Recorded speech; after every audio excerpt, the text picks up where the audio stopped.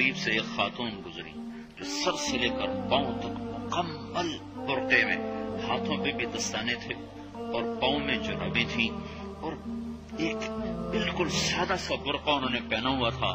جب وہ گزری ہے تو ایک دم سناٹا چھا گیا، سارے عورتوں پر بھی سارے مردوں پر بھی. تو مجھے اس وقت خیال آیا کہ یہ حق ہے. Subscribe Al Bayan at Tube یہ Official. سورج جب چمکتا ہے تو ہر ایک کو اس کی روشنی نظر آتی ہے. وہ عورت اتنے اعتماد سے گزری، ورنہ ایسے ماحول میں تو جنہوں نے پردے کیے ہوتے ہیں وہ پردے اتار دیتے، سر سے دوپٹے اتار دیتے. وہ اس میں اس طرح گزری، سب کی نظریں شرم و حیا سے جھک گئیں.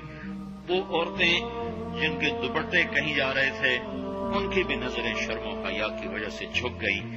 یہ مسلمان عورت کی پہچان ہے، یہ فاطمہ کی بیٹی ہے، یہ خدیجہ کی بیٹی ہے، یہ مغرب کی ننگی بیٹی نہیں ہے کہ جہاں ماں بیٹی کا تصور ختم کر دیا گیا ہے. اب وہ گندگی ہماری طرف پھینکنا چاہتے ہیں، وہ ہمیں یہ گند چاٹنے پر لگانا چاہتے ہیں، اور ہم اللہ کی منت کر رہے ہیں یا اللہ تو اس نظام کو توڑ دے.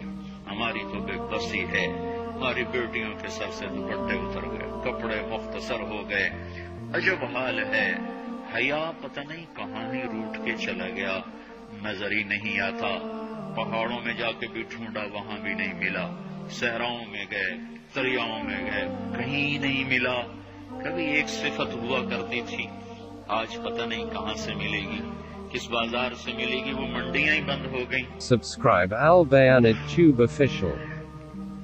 جس قوم کی بچیاں ناچ گانے کو اپنا شعار اور شوق بنا لیں، ان کی نسل سے اب خالد بن ولید نہیں پیدا ہو سکتے، ناچنے والے ہی پیدا ہوں گے. محمد بن قاسم نہیں پیدا ہو سکتے، طارق بن زیاد نہیں پیدا ہو سکتے.